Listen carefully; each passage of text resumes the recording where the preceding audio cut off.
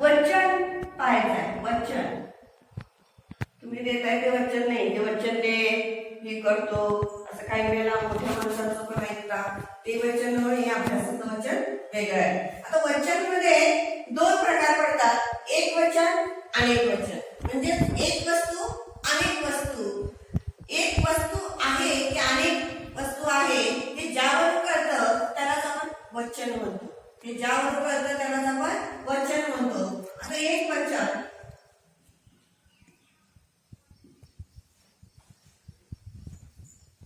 नामावरून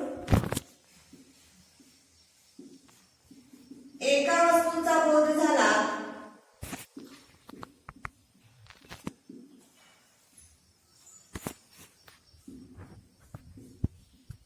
तर ते एक वचन समजावे.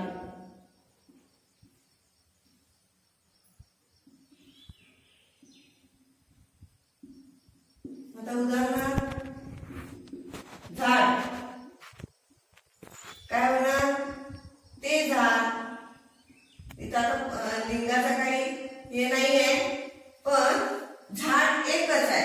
अनेक असेल तर काय येणार आपल्यात, झाडे. एक मूल अनेक मुले, एक मुलगी अनेक मुली, असं एक वचन आणि अनेक वचन. नामावरून एका वस्तूचा बोध झाला तर ते काय कुठलं वचन होतं, एक वचन समजावे.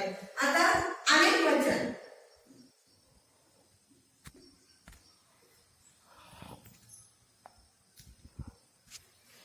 नामावरून अनेक वस्तूचा बोध झाला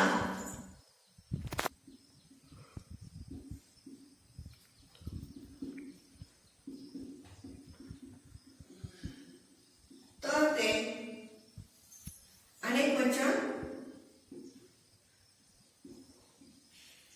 समजावे. वरचं उदाहरण घेऊया. झाडे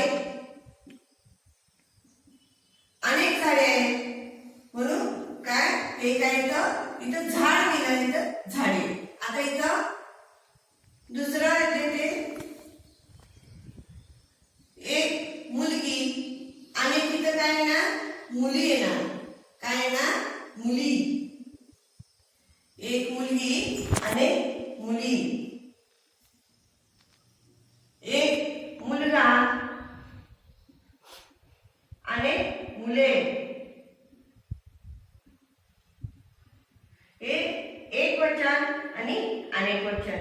एक वचन आणि अनेक वचन. याचे 10 नावे एक वचनाची 10 आणि अनेक वचनाची 10 करून मला उद्या पाठवायचे आहेत. आणि हे व्यवस्थित अभ्यासायचं आहे.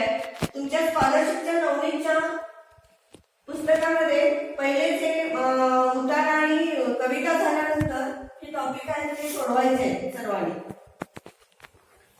आता इथं सराव प्रश्नसंख्या 2-1-1-1 सॉरी घटक दुसरा आहे त्यामुळे 2-1 2-3 2-4 पर्यंत सर्वांनी सोडवायचं आहे. तर वचन पर्यंत सर्वांनी सोडवायचं आहे.